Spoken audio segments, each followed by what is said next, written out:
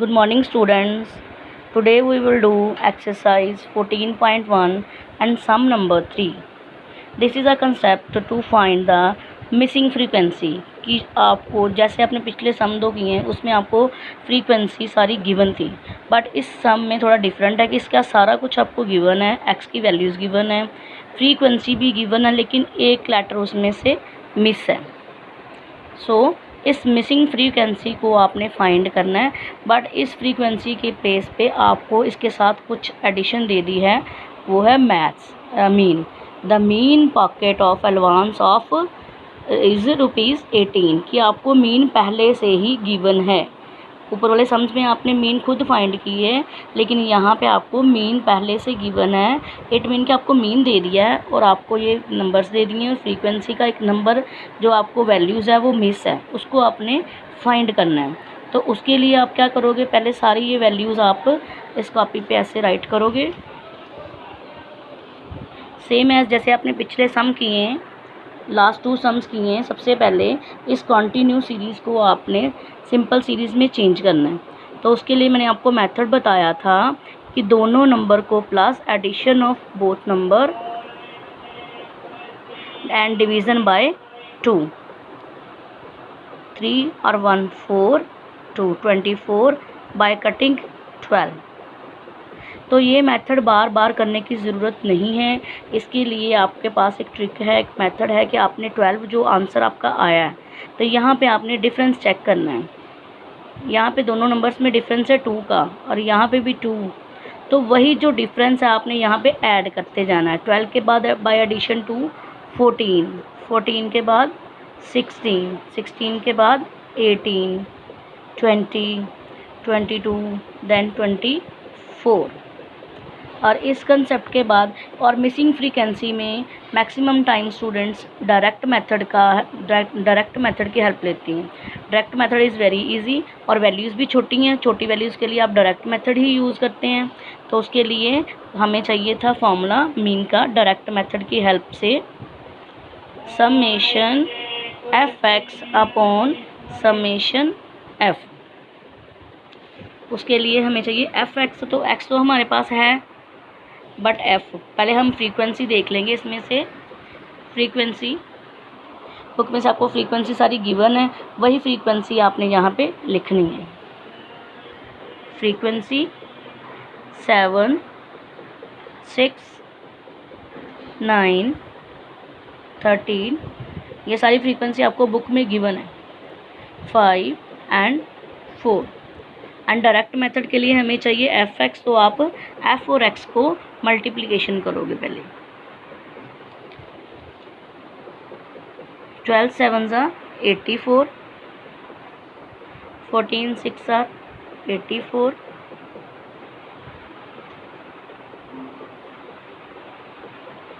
144,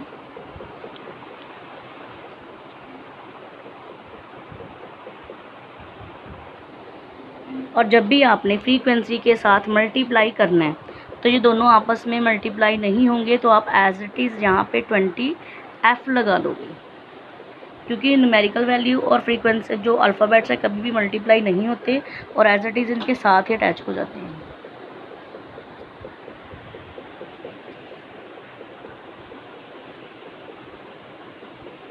अभी आपने सारे नंबर्स मल्टीप्लाई कर लिए हैं और अकॉर्डिंग टू फॉर्मूला आपको एफ एक्स का समेशन चाहिए. Summation mean add. तो एफ एक्स की लाइन आपके पास ये है, तो सभी को ऐड करेंगे तभी आएगा. Summation f x is equal to, और यहाँ पे समेशन एफ चाहिए तो आपने समेशन एफ कर लिया. Summation F. अब बाय एडिशन, जब भी यहाँ पे एक पॉइंट याद रखने वाला है कि जब भी आपने मिसिंग फ्रीक्वेंसी में एडिशन करनी है तो ये जो फ्रीक्वेंसी वाले नंबर यहाँ पे आप एक बॉक्स बना लो या सर्कल बना लो या टिक लगा लो, रिमेंबर रखने के लिए कि आपको ये वाले नंबर इसमें ऐड नहीं करने. बाय एडिशन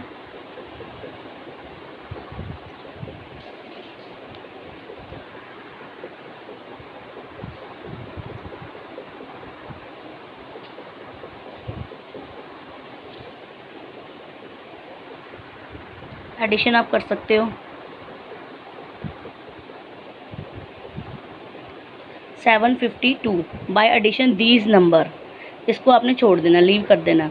और ये जो नंबर है एडिशन कैसे होगा, ये साथ में ऐसे ही एडिशन का साइन डाल के 20f, क्योंकि कभी भी न्यूमेरिक वैल्यू और वेरिएबल कभी भी प्लस नहीं होते। सेम यही मेथड आपने यहाँ पे अप्लाई करना है।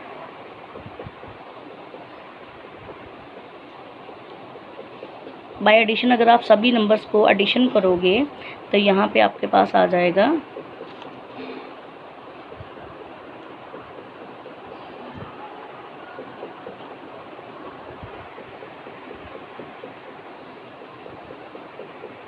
44। इन सभी को एडिशन करने के बाद 44 प्लस f, ये आपके पास आ गया समेशन f और यहाँ पे summation fx। Now according to mean हमें गिवन था पहले से ही बुक में, क्वेश्चन में देखो मीन इज़ 18, तो यहाँ पे आप 18 लिख सकते हो। और समेशन fx आपको गिवन है, अभी हमने फाइंड किया है summation 752 plus 20f upon summation f की f को जो ऐड किया आपने 44 प्लस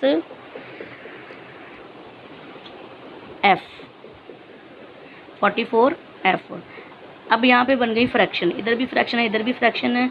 जब भी आपको फ्रैक्शन गिवन हो और सेंटर में इज इक्वल टू का साइन हो तो सिंपल आपने क्रॉस मल्टीप्लिकेशन करनी है।